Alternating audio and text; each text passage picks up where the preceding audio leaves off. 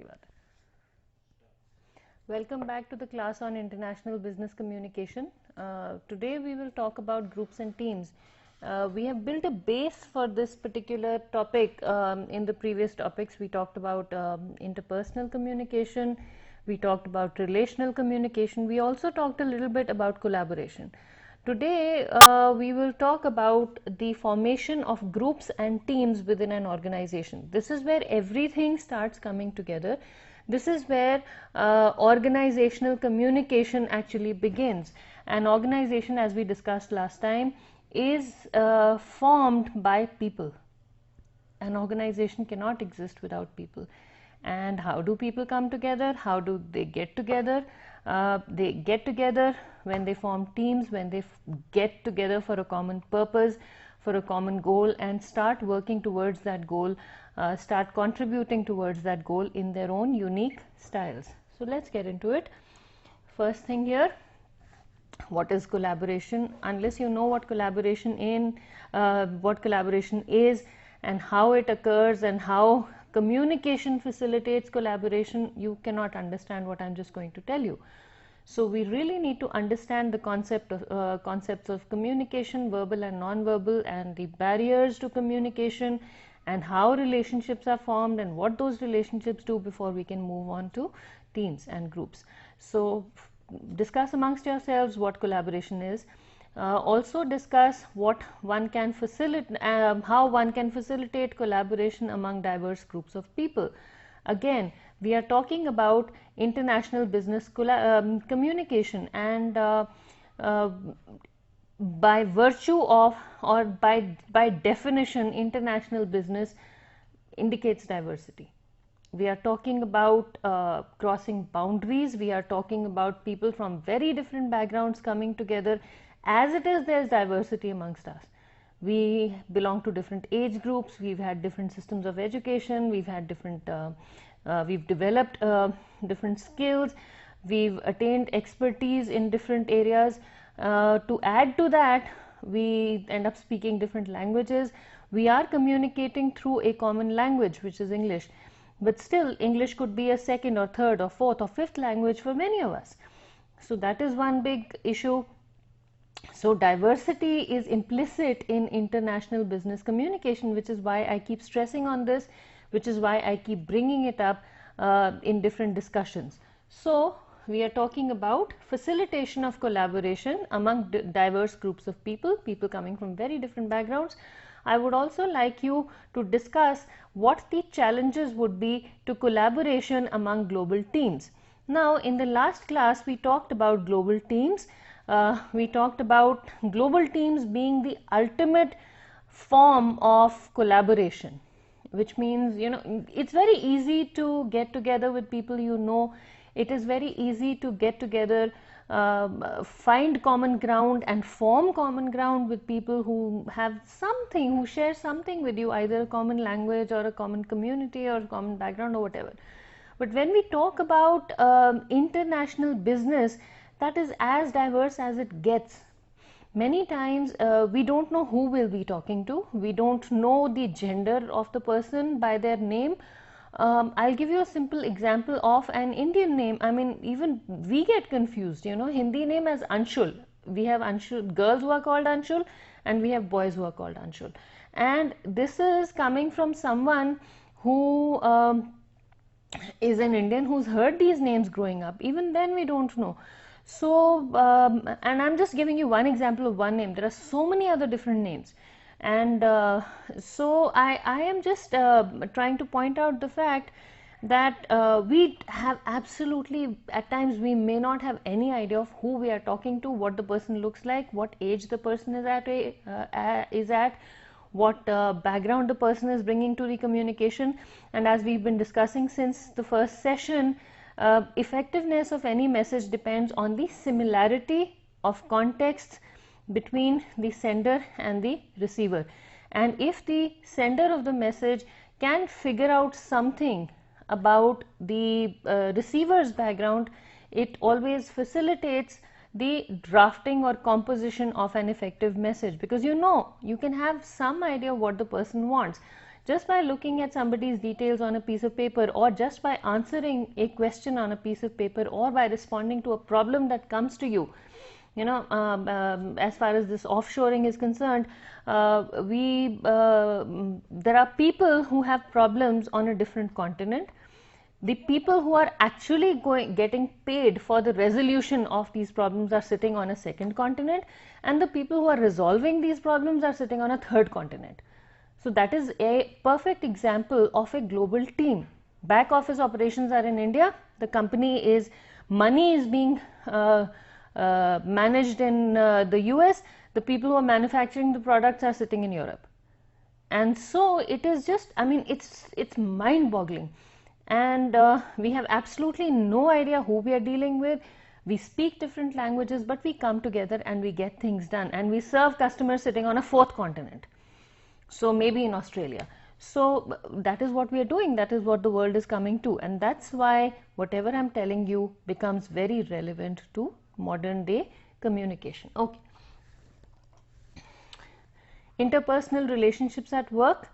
After you've discussed collaboration, a little bit about interpersonal relationships at work.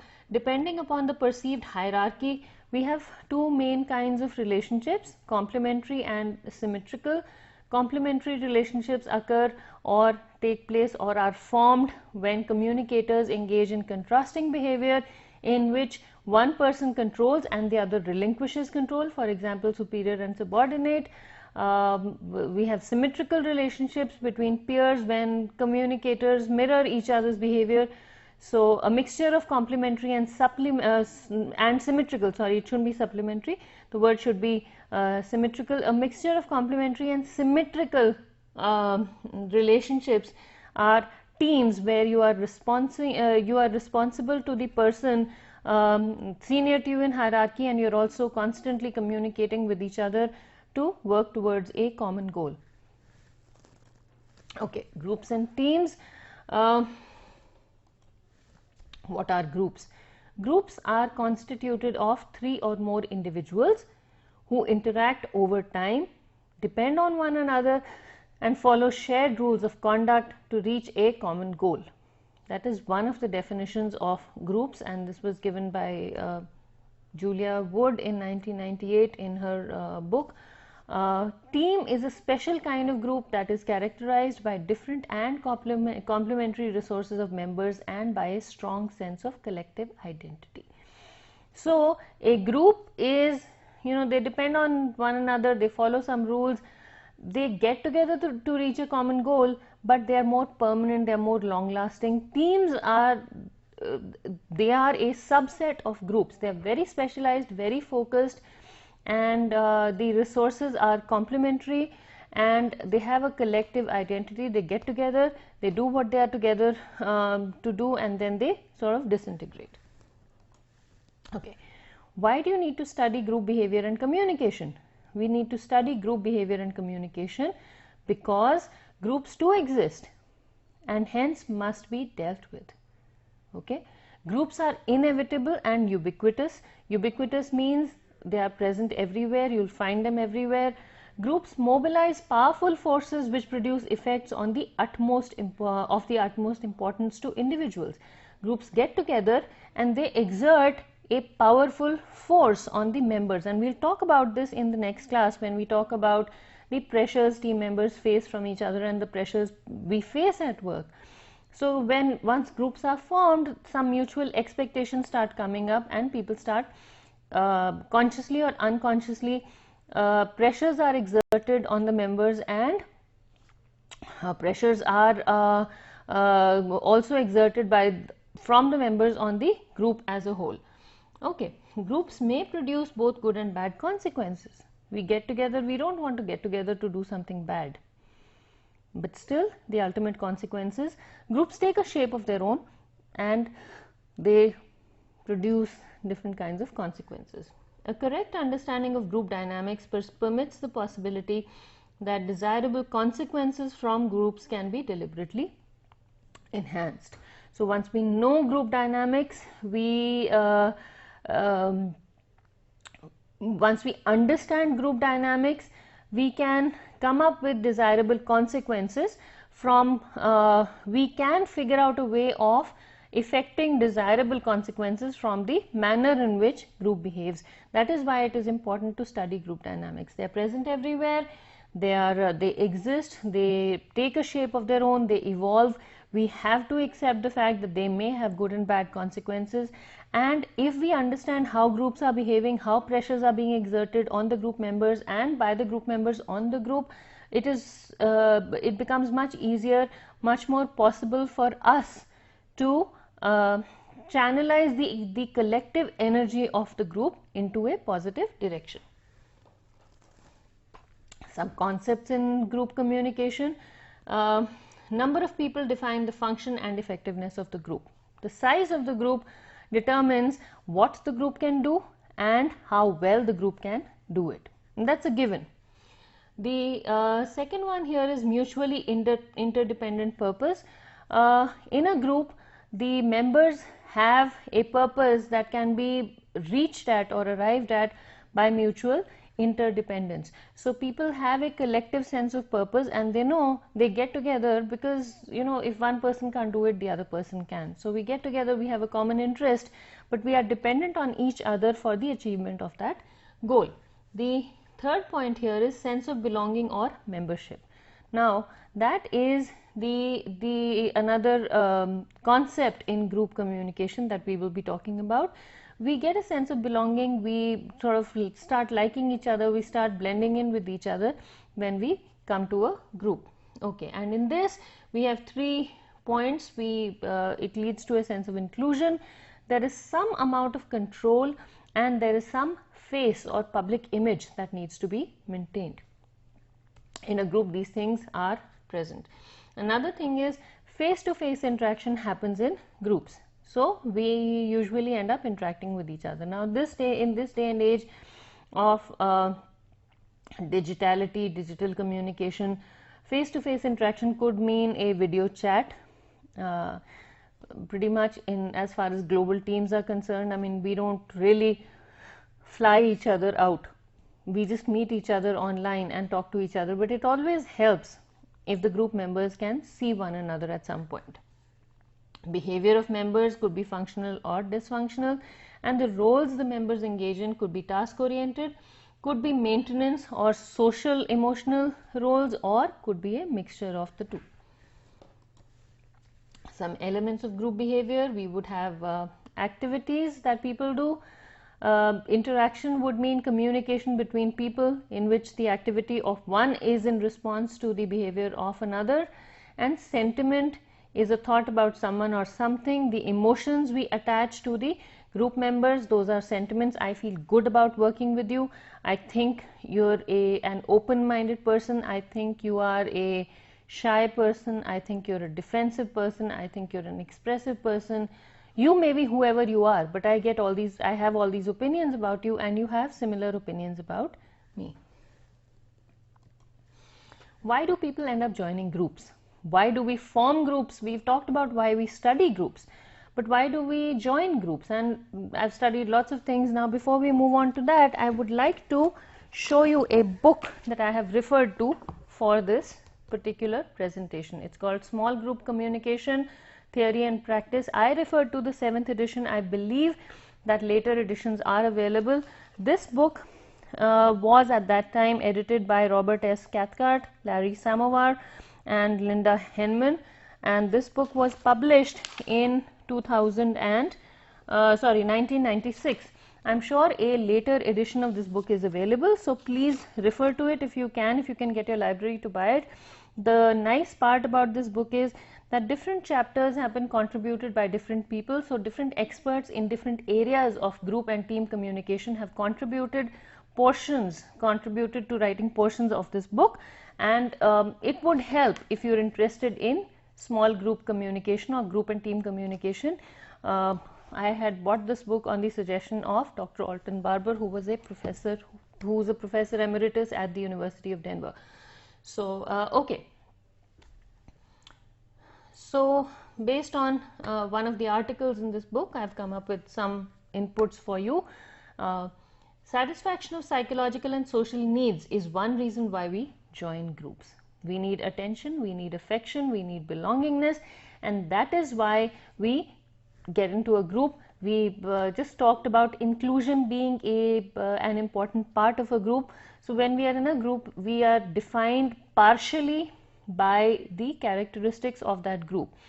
You are a student at a well-known college.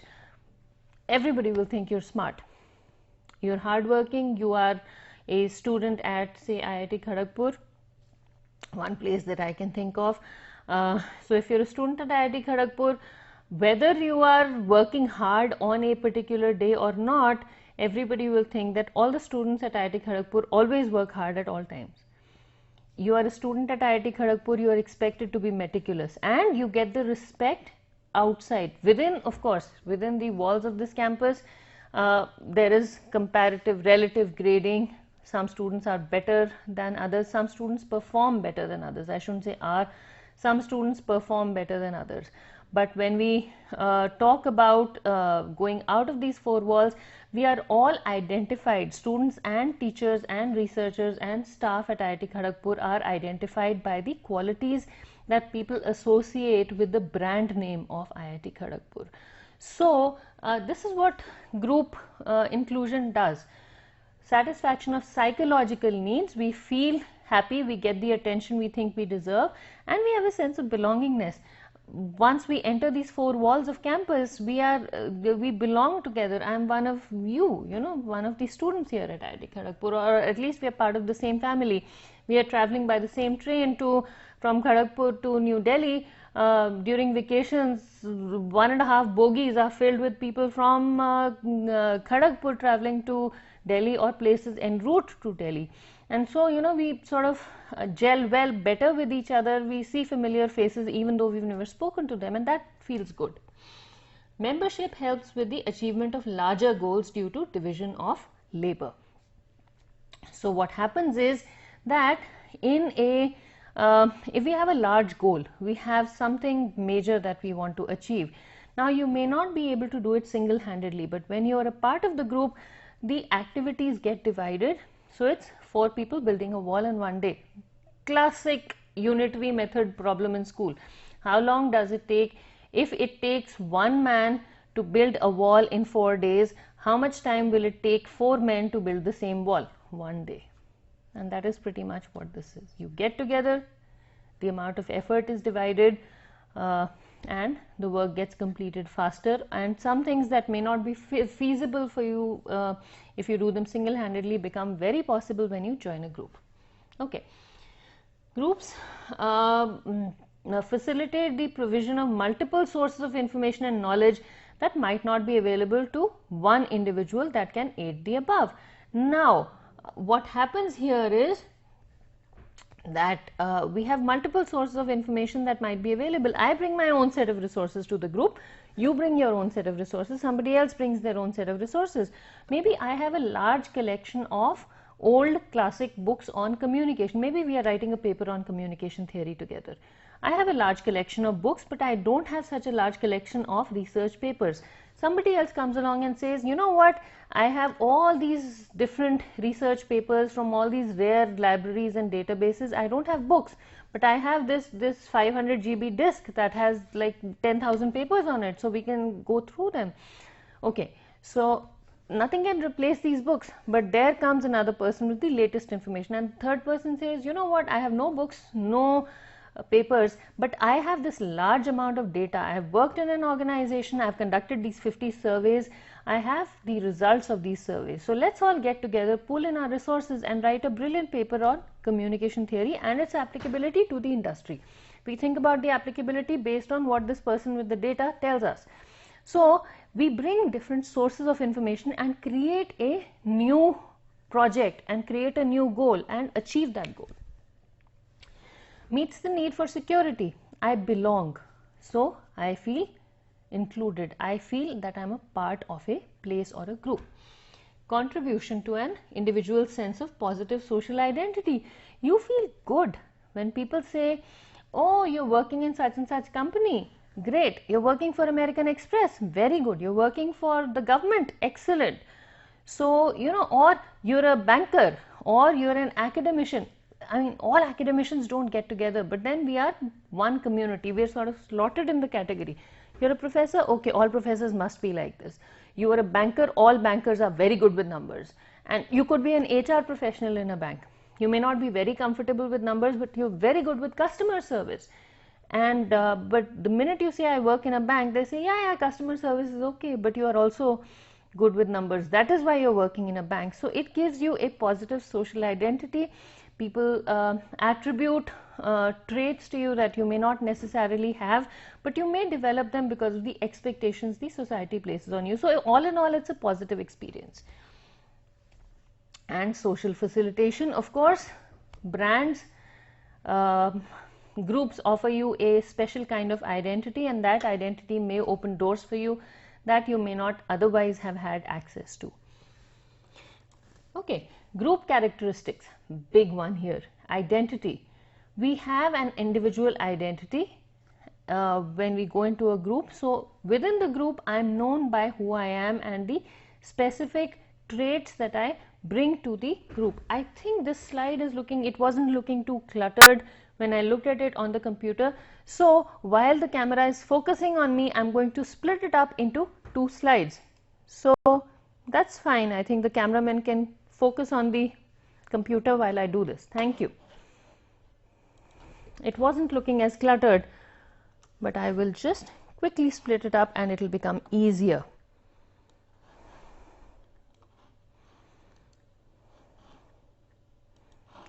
Cut here and I say paste here, and it will just become easier for us to read it here. Oops. I don't like it when the computer starts thinking on its own.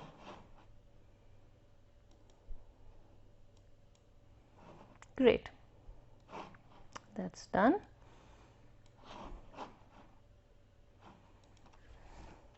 This one can go.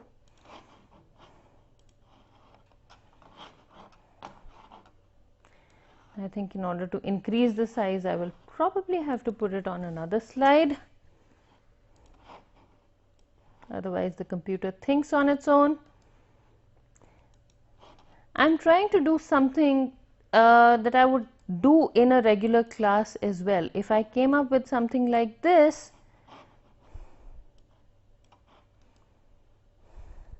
okay, anyway, I'm not able to take care of this, so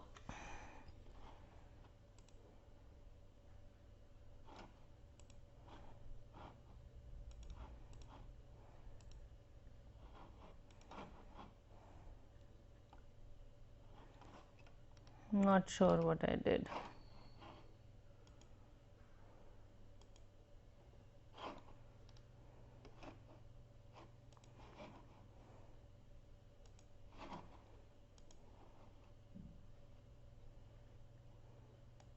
I think this will work. All right.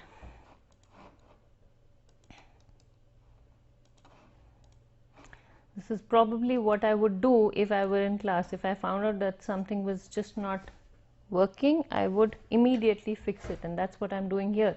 So you get a sense of what I normally do in class. Okay, group characteristics, identity we've talked about, status and privilege. Okay, so status and prestige. Status and prestige is the degree to which members possess certain socially approved attributes to the importance of given roles or to the exercise of influence. When you're part of a group, you are attributed a certain status as being part of the group, and you acquire a certain amount of prestige. Let's talk about something like maybe the Rotary Club. You belong to the Rotary Club, you're doing good things with the club. So people attach a certain status to you. They say you are a member, so they must have taken you on only after verifying your qualities, only after going through your qualifications, and since you're a member of that club, you are doing good things with them. Again, I'm not a Rotarian, but that's just one example that I'm sharing with you. Okay, formality is another one, formal versus informal behavior. Depending on the constitution of the group, whether it's personal or professional. If it's a personal group, the boundaries will be more relaxed, the quality the frequency of the interaction will be different than if it were a formal group where everything would be structured and there'd be hierarchy and there'd be more procedures and more rigid rules for communication. We talked about communication rules. Communication rules are more flexible in informal groups. They are more rigid, more structured in formal groups, and that is what is the difference here. Another characteristic of groups is cohesiveness or cohesion. Cohesiveness is the bonding, the tightness of or the closeness between the members. Now, this bonding could have an impact on the productivity of the organization. Again, if the bond is too tight, it could lead to so much stress on the members that they are not able to perform properly. On the other hand, if the bond is too loose, in that case they will not have enough motivation to work towards achieving the goal that the group has come together for. The next point here is cohesiveness and morale. Again, the expectations that are placed on people, the level of satisfaction with the communication rules within the organization or within group members, how closely, how tightly bonded they are. If they are very tightly bonded, again the dissatisfaction with rules will start. Why? Because there is a struggle to maintain a balance between individuality and group sentiment. How much a part am I of the group, and how much individuality or uniqueness do I have? Where do I stand in relation to the group? That in turn will have an impact on the morale of the person. Others treat me as part of them, and also they also respect my uniqueness. If there's a perfect balance, person's morale will be very high. If you're too individualistic or people just treat you as a separate entity, then you will not feel that you belong. If people think, if you are all sort of doing everything together, then your sense of individuality is lost, and then again the morale will go down. So that is what this is. Cohesiveness and communication, again, depending on the tightness of the bond, depending on the strength of the bond. If the bond is too tight, the expectations, communicative and other expectations, are higher, the rules are more rigid, and there is no flexibility, and that creates a problem. So on the other hand, and that cohesiveness again is influenced by the quality and quantity of communication.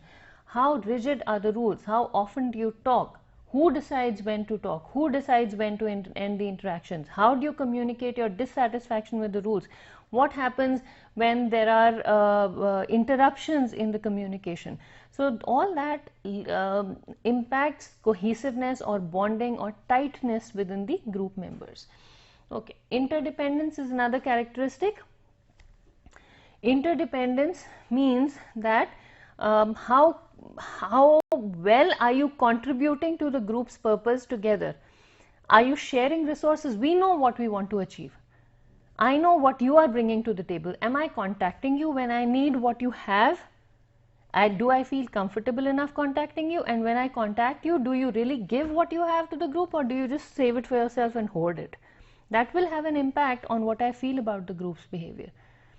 Are we really comfortable sharing our resources or not? And that is what interdependence is all about. That is one characteristic.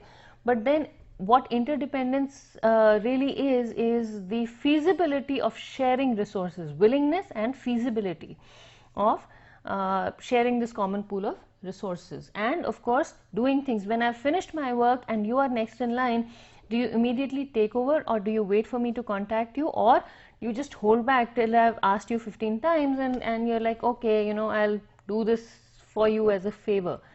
And that becomes painful in groups.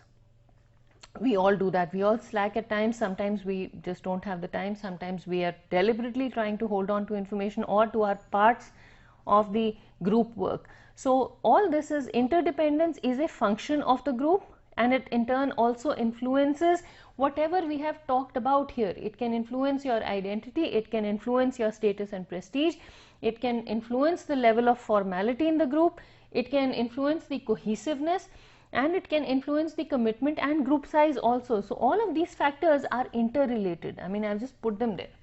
Okay, commitment.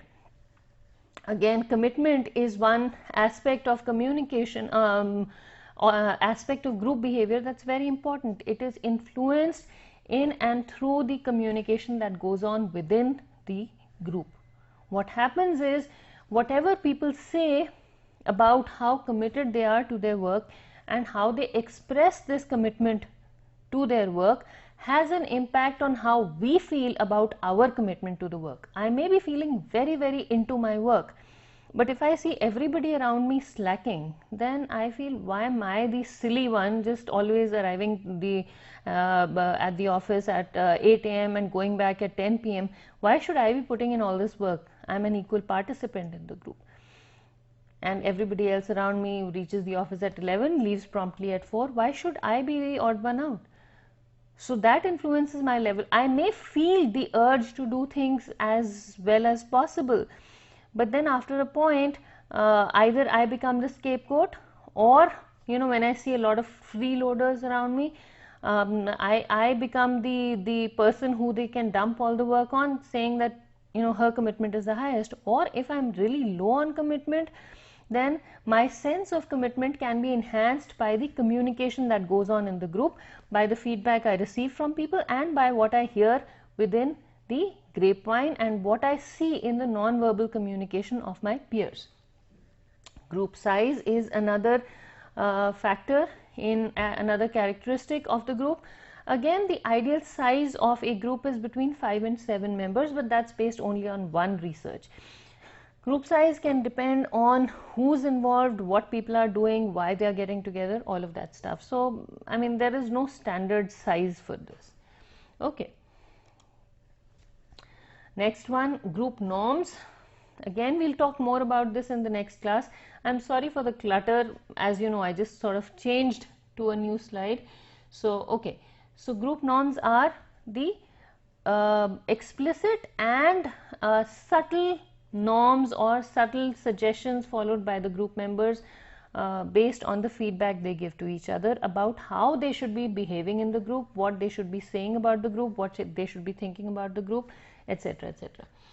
Group culture and diversity. Again, we've talked about culture so much, I don't want to go back into it, but group culture means what the group does together by way of rituals, what people identify, based on what practices, what behaviors do they identify with the group. For example, there could be certain groups of, or let's take a very common example here in academics again. People wearing jeans are slotted as students. If you come to class and you're fully dressed, I mean, how many times would you see a woman, even if married women are taking classes in the MBA program, they may be wearing saris to work outside of their school. They may be wearing saris in their personal environment. Even if they're married, have kids, when they come to class, what do they come dressed in? Either comfortable suits or jeans. They want to belong. It's sort of the culture. It's an artifact that they have. Another artifact that's very, very common here is a backpack. Most students carry a backpack. Pretty much everybody, 90%, and random figure based on my observation in Kharagpur, in IIT Kharagpur, we don't allow students to keep motorized vehicles. So you see everybody coming on a bicycle. Some walk, but pretty much everybody, if they don't know how to ride a bicycle, they learn how to ride a bicycle.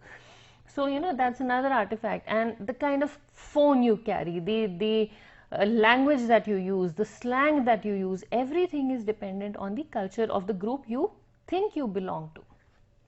And of course, groups have diversity depending on the purpose of the group. You could have diverse people in the group, that you could have a diverse group, or you could have a homogenized group. Satisfaction is another characteristic of any group. Satisfaction is how comfortable people feel being a part of a group. Another issue here is groupthink, and this was given by Modaf and Devine based on their study of a paper by Janice. Groupthink is what happens when a group tries to maintain cohesiveness and avoid conflict. So this is when we are trying to bond with each other, we are trying to go together, we are trying to represent ourselves together to a higher authority or to another entity, and whether we feel comfortable with it on an individual basis or not, we sort of get together and we say most people are believing in this, and as a group I believe it, but if I were asked for an individual opinion, my opinion would probably be different. So it's like, it's not herd mentality, it's different than herd mentality. It is just the thinking, or the collective thinking or collective opinion of the group as a whole, with, in ideal cases, due consideration to all the group members. Stress is a balance between coordination and compromise. We will talk about this more when we discuss stress and compliance and what forces people to behave the way they do in organizations. Stuckness is another one. Stuckness is repetitive, often unconscious tensions that prevent a group from even doing the work of problem solving on scarce resources or compromising about conflicting needs. So what stuckness is the tensions. It is the force, or it is the obligation that we feel that prevents us from doing something. We just get stuck and we say, I don't want to solve this problem because of the scarcity of resources. I will be compromising on some needs, so I am not going to solve this problem. I am fixed in my opinion about the scarcity of resources, and I take that as an insurpassable barrier in solving a problem, and that can in turn impact the group dynamics. It can impact the frustration levels, it can impact what people feel about themselves, about each other in the group. Some of the characteristics, we'll discuss many of them in the next class, with their relevance to team dynamics. Okay, we have talked about culture and intercultural differences. Now a comparison of small groups based on which culture they belong to. Individualistic assumptions and collectivistic assumptions. Again, this is from a paper in a book by Seiler and Beale. And okay, individualist assumptions. Individuals make better decisions than group do. That is what people feel in an individualist culture, low context culture. High context people, they feel that the group's decisions should supersede individual decisions.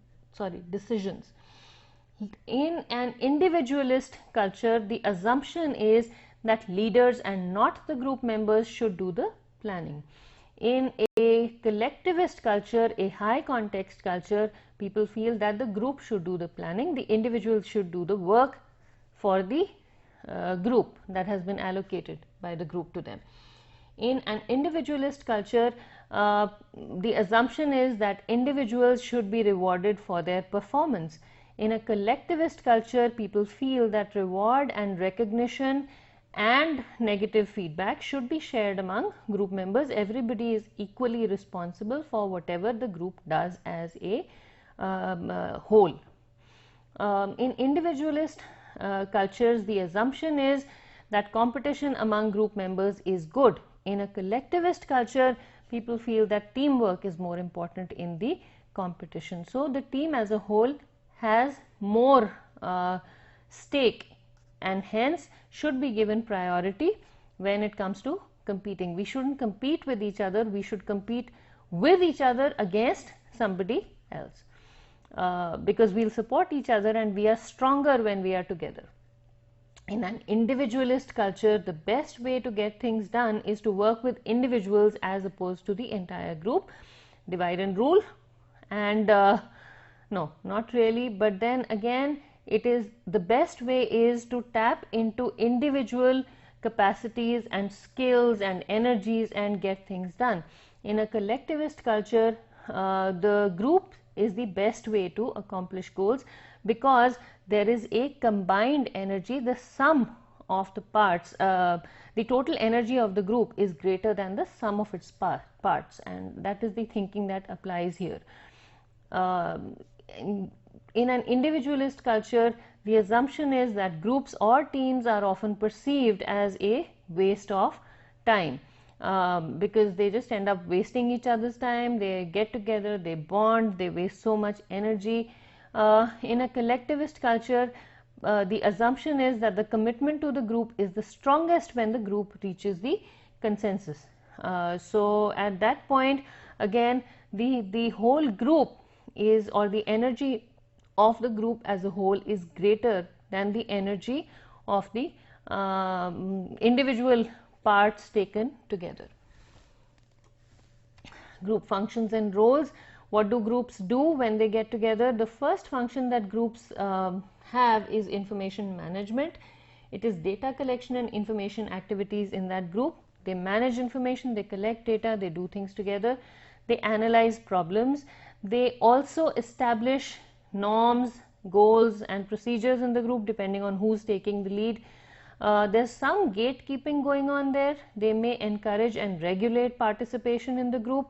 There may be some members depending on the tightness of the group, depending on the purpose of the group. And climate building is another function that people engage in when they are in a group. There could be some people who encourage each other to perform to the best of their abilities. There could be some people who negotiate about what things should be and what levels of satisfaction should be like. Okay, how do we understand the group as a system? The group is an open system that can be defined as an organized set of interrelated and interacting parts that attempts to maintain its own balance amid the influences from its surrounding environment. Going back to lecture 1, Squire's contingencies impact what the organization ultimately ends up as. Contingencies impact the overall evolution of an organization, but the parts within the organization are interrelated, they are interacting, and they try and come back to a balance. And the better manner in which they are, the better the manner in which they are able to achieve the balance, the stronger the organization is. Now, based on the above definition, any part of a system can be understood only within the context of the entire system. A system is more than the sum of its parts, which is what we just said. All parts of a system interact dynamically and constantly, and an open system interacts with its environment in mutually influential ways. So a system is more important than the individual parts. They get together, they create more collective energy, they influence each other with their energy, and they also influence the external world by whatever they do, and the external world in turn influences the system. So it's an open system, there's give and take going on. Environment is evolving, the system is also evolving. The group is a system, the group becomes a team. Several teams get together and become an organization. Depending on the constituents of the organization, we have global teams, we have global organizations, which is where you and I come in. You're on one side, I am on one side. I'm trying to help you get a sense of how organizations get together, how organizations develop, what can influence these organizations. When I tell you what can influence groups, you can realize you can extrapolate it to the influences on international teams, and that can in turn be extrapolated to influences on international organizations or global organizations, which is international business, which is the purpose of this course. How are groups organized? Depending on the length and strength of membership, you could have a primary group or you could have a secondary group. The primary group is primarily meant for socialization and catharsis, for example, a family. The secondary group is primarily meant for accomplishment of tasks, decision making and problem solving. So this is where teams come in. Now, depending on the communication climate, we could have formal and informal groups. So formal groups are more structured, as we just discussed, and informal groups are not as structured. Informal groups have more flexibility with communication rules, with the norms, with the frequency of communication, with who talks to whom, with the structure of the organization and all of that stuff. And because the rules are flexible, the satisfaction level in informal groups is supposed to be much higher, and the level of commitment is supposed to be, it can be perceived to be much higher, and the frustration is low. The commitment may be perceived to be much higher in informal groups because they are there because they want to be there. and nobody is telling them to do things a certain way, so people feel much more comfortable there. Depending on the purpose of groups, we have explicit goals. People may have explicit goals or hidden agendas. We have task groups and we have personal groups. Now, task groups can be standing committees which are permanent, dealing with ongoing problems. We have quality circles which are especially constituted to improve quality in organizations. We have ad hoc committees which are temporarily constituted. It shouldn't be temporary. They are temporary, sorry, and they are constituted for immediate solution. We have work teams which are permanent and they maintain consistency of top quality work in an organization. We also have personal groups which are essentially maintenance groups. Among the personal groups, we have self-help groups which are support systems. There is more of discussion and sharing. We say, okay, some examples of support groups online can be these, say people have a common disease and they just get together and they share information and they say, I'm going through this, are you also going through this? There's no prescription there, there's just support there. We have therapy groups which are support systems. Again, they have more advice and prescription. We have counseling groups in organizations sometimes. We have people, I mean by therapy I don't mean psychotherapy, I mean any kind of advice, mentorship kind of program, that is a therapy group. Self-help group would be more like an informal or sometimes formal group, formal gathering of women. They just get together and they sort of talk about what they are experiencing. Special interest groups could be sharing, I mean they get together for sharing and encouragement to common activities. Book clubs are one. We have Facebook, we have these welfare associations, Armed Forces Wives Welfare Association. We have different book clubs in different cities. We have a website called meetup.com, which is, different interest groups get together, Women on Wanderlust on Facebook, etc. These are some examples of special interest groups. They are not in pain, they are not trying to share their pain, they are not trying to get advice. They enjoy traveling, they get together and travel. They enjoy learning a foreign language, all of them get together, communicate with each other in a foreign language. But there's no pain and there's no advice and there's no therapy involved. So these are some of the personal groups that we come across, and some of these may even, the task groups are specially constituted within an organization. The personal groups are the maintenance groups. They help maintain the HR function, sometimes they help maintain the morale, they help with the human aspect of the task groups.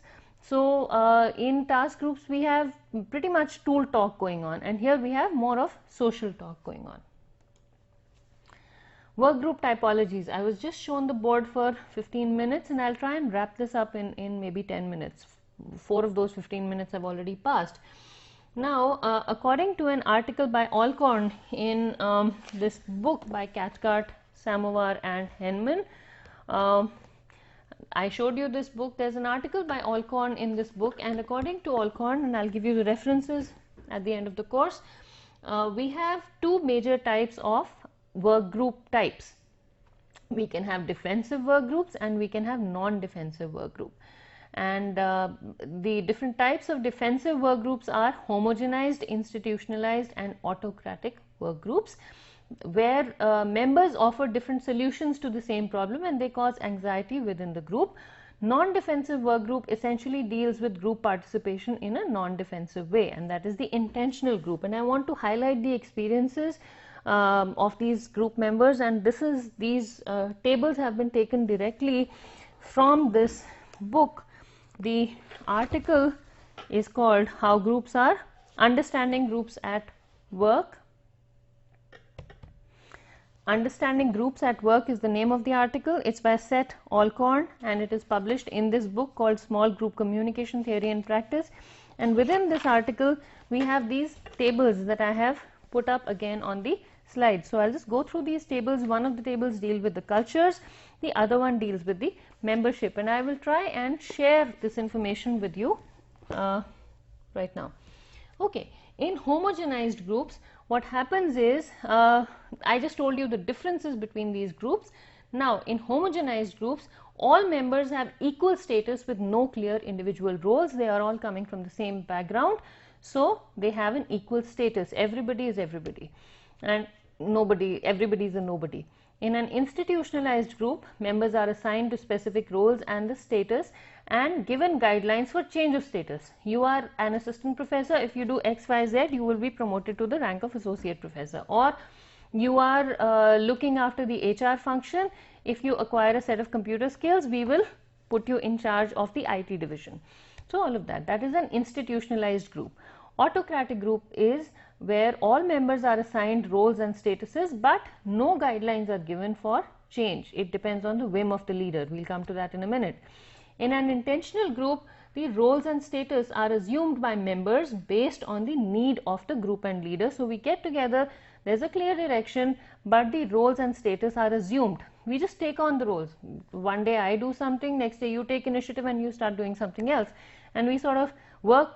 For us, I mean for people in an intentional group, the purpose is most important. In a homogenized group, coming to the next point, in a homogenized group, no leader is acknowledged or even permitted. We are all at the same level, we'll all function the same way. We don't want a leader, we don't want somebody bossing over us and telling us what to do. In an institutionalized group, the leadership is designated by the group's operating structure. If you have a certain amount of experience, you've contributed a certain amount, you are put in a position by the organization procedures.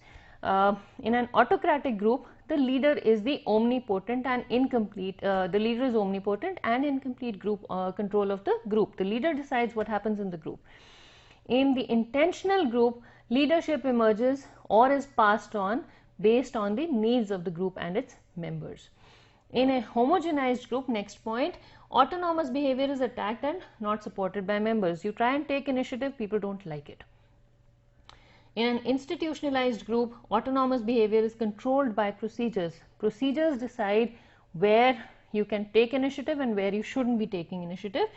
In an autocratic group, leader is the boss. The leader decides when to reward you, when to punish you, and usually this is done on a whim. In an intentional group, autonomous behavior is valued if it contributes to the group's purpose. So people encourage it. In a homogenized group, next point, members are unable to find a direction for the group. In the institutionalized group, the direction of the group is limited by organizational structure. So there is a direction, but the organizational structure decides where the group is going, what they need to do. In an autocratic group, the leader directs the group. And in an intentional group, the members collectively decide a direction for the group. In an autocratic group, leader says this is where you're going and you have absolutely no say. Some more points here. In a homogenized group, the group acts as though time and environment had temporarily been suspended. So you're all sort of sitting there doing nothing, we're just getting together and we talk about common things and that's the end of it. In an institutionalized group, the group acts as though organization were in control of events and processes and as if the work has to be accomplished and planned. So that's how you behave. In an autocratic group, the group acts as though the leader will take care of everything if he or she is permitted to do so. And in an intentional group, the group acts as though all members were responsible for the group's work and leadership. So we are all equally responsible. In an autocratic group, the leader decides what needs to be done, and that's pretty much the end of it. If you don't do it, leader will take care of it, and that will be the end of it. In a homogenized group, next point, some members may be singled out and stigmatized for their expression, and if they keep expressing themselves, they are singled out, they are sort of outcast, and finally they are discarded, and people say you don't belong to the group because you're not behaving in line with what the group is doing. In an institutionalized group, on the other hand, some members may be singled out and praised for participation as expected or publicly punished for deviating from the group's expectations. In an autocratic group, everything depends on the leader's whims. Leader decides on a whim, is inflexible, just decides when to punish, when to reward. In an intentional group, the contributions of individual members are acknowledged by the group as a whole. In a homogenized group, there is little work on the group task is accomplished and no plans are made. People are just left on their own. No plans are made. They get together, they talk, and they leave. In the institutionalized group, work on the group's task is accomplished as per the organizational process, work process. So there's a direction, there's a procedure, you follow the procedure, and the task is accomplished. In an autocratic group, the work on the group task is accomplished as per the leader's instructions. Leader tells you how to do the work. If you follow the leader's directions without thinking, you don't use your own mind, you just follow the leader blindly, and you get rewarded, and otherwise you get punished. In an intentional group, the work on the group's task is accomplished with all members, including the leader, assuming equal responsibility. You do the work well, you get rewarded. You don't do the work well, people don't talk to you. So, it's like everybody is sort of there because they want to be there. I hope you're seeing the differences. We don't have enough time to look at the membership experience, so I will let you think about it on your own now, and we will discuss this in the next class. Before we end today's lecture, I would like you to discuss what the differences are between groups and teams. How are groups and teams different? Read up on it. There's a lot of information available on the internet, and based on what I told you about groups and teams, please come up with a list of differences. You should know what these are. Discuss the factors that encourage and pose barriers to group development in international business settings. I would also like you to discuss the culture and membership characteristics. We haven't talked about the membership characteristics yet, but I would still like you to think about them based on what I've told you about group culture, and just try and imagine how members must be feeling because of the differences in cultures in these groups, and maybe you can match what you come up with what I tell you in the next class and have an interesting discussion. So discuss the culture and membership characteristics of your personal and professional groups, and where you think you stand in relation to your group and why. Think about these things, and we will talk in the next class. Thank you.